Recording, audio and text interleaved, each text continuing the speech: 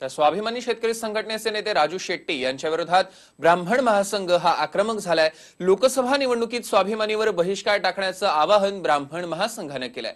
हातकणंगले मतदारसंघात ब्राह्मण समाजाची 22,000पेक्षा जास्त मतं आहेत आणि त्यामुळे मतदारसंघात तळ ठोकून शेट्टींविरोधात प्रचार करण्याचा इशारा देखील या संघटनेने दिला आणि दरम्यान हातकणंगलेतील राजू शेट्टींच्या जातीवाचक वक्तव्यावरनं निवडणूक आयोगाने त्यांच्यावर कारवाई करावी अशी मागणी देखील ब्राह्मण महासंघाचे सदस्य आनंद दवे यांनी केली।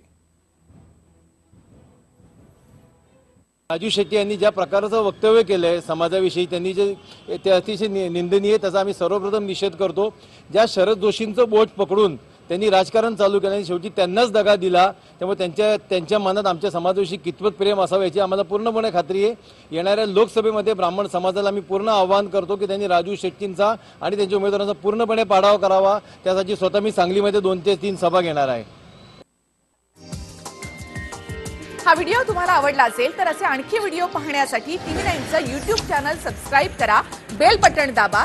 ताज्या घडामोडींसाठी लॉग ऑन करा tv9marathi.com।